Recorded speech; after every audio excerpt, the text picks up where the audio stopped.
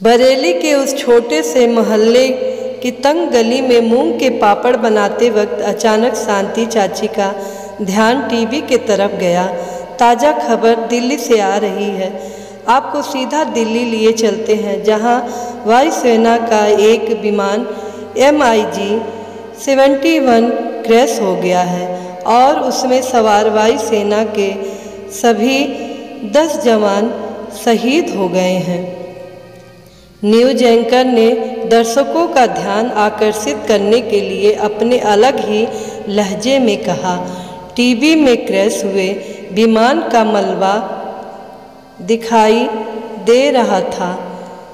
कहीं मेरा बेटा तो उस विमान में?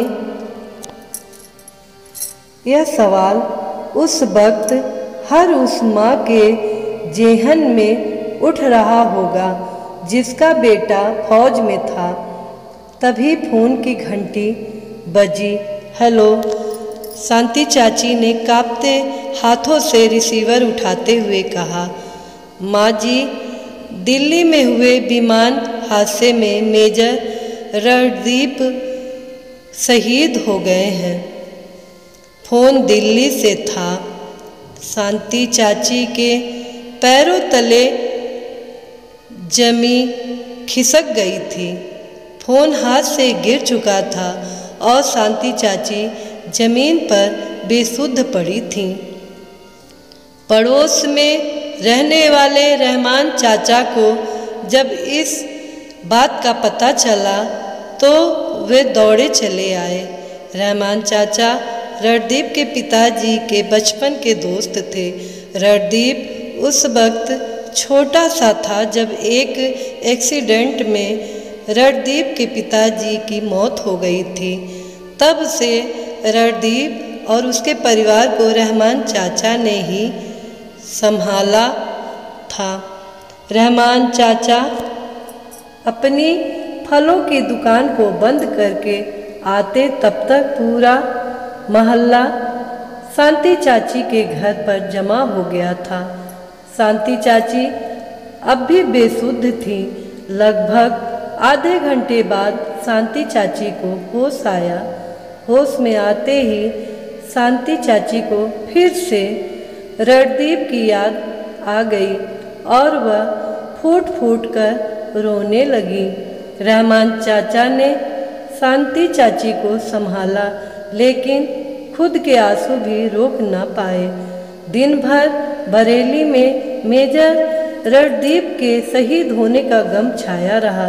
बरेली के हर गली मोहल्ले में लोग मेजर रणदीप को श्रद्धांजलि देने के लिए जमा थे। अगले दिन तिरंगे में लिपटा मेजर रणदीप का पार्थिव शरीर जब बरेली आया तो लोगों का हुजूम सड़कों पर उमड़ पड़ा। शांति चाची ने जब तिरंगे में लिपटे अपने लाडले को देखा तो वह फूट फूट कर रोने लगी। अभी तो कह कर गया था कि जब तक मैं वापस आऊँगा तब तक मेरे लिए एक सुंदर सी दुल्हन ढूंढ के रखना। इतना कहकर शांति चाची फिर से रोने लगी। पूरे राजकीय सम्मान के साथ मेजर रणदीप के अंतिम संस्कार की तैयारियां शुरू हुई। पूरा बरेली आज अपने लाडले को अंतिम विदा देने के लिए जमा था।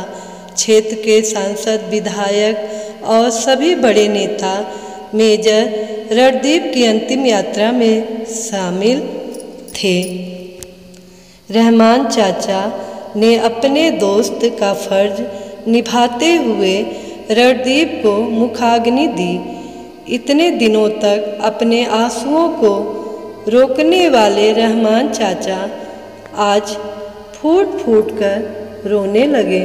उन्हें रणदीप की हर बात याद आ रही थी कि कैसे वह बचपन में लकड़ी के टुकड़े को रहमान चाचा के पीछे लगाकर कहता, हिलना मत वरना मारे जाओगे। और रहमान चाचा जब उनको छोड़ने के बदले में काम देने की पेशकश करते तो कहता, पुलिस को रिश्वत देते हो, सिपाहियों गिरफ्तार कर लो इसे। उस उम्र में भी इतनी समझ थी उसे। लोगों ने रहमान चाचा को संभाला। क्षेत्र के विधायक ने मुआवजे के रूप में 15 लाख का एक चेक शांति चाची की ओर बढ़ाया। मुझे पैसा नहीं चाहिए, मुझे बस मेरा बेटा लौटा दो। शांति चाची ने सिर्फ इतना कहा और फूट फूट कर रोने लगी। रहमान चाचा जानते थे कि जिंदगी के किसी न किसी पड़ाव में शांति चाची को इन रुपयों की ज़रूरत जरूर पड़ेगी। इसीलिए उन्होंने शांति चाची की तरफ से वह चेक ले लिया।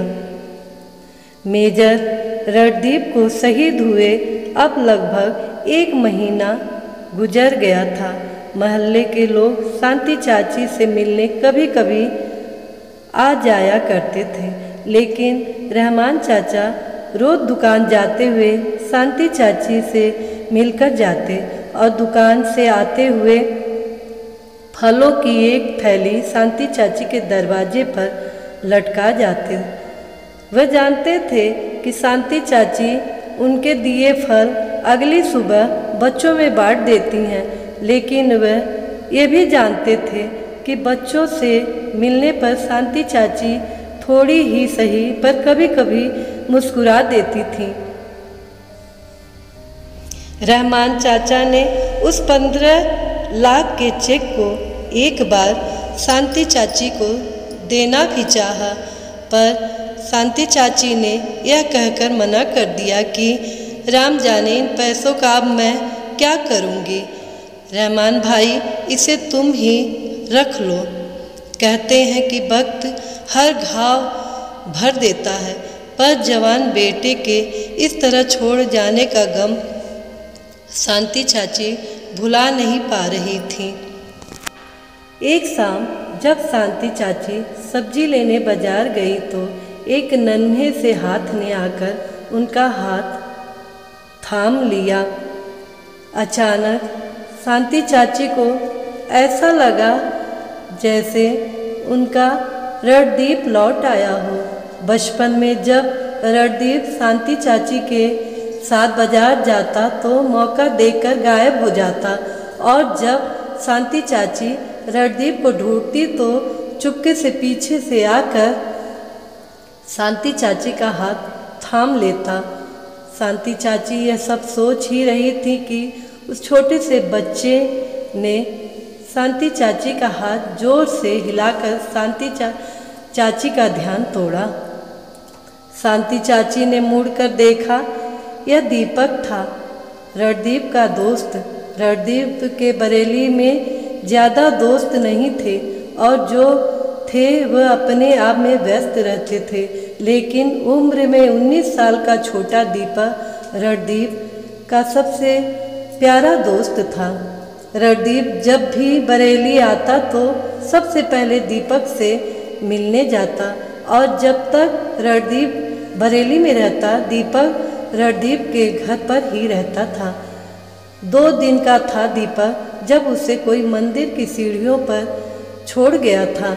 रणदीप ने जब पहली बार उसे मंदिर की सीढ़ियों पर देखा तो घर ले आया। शांति चाची ने उसके माँ बाप को खोजने की काफ़ी कोशिश की, पर उसके माँ बाप का पता न चल पाया। रणदीप सबसे कहता कि यह उसका छोटा भाई है।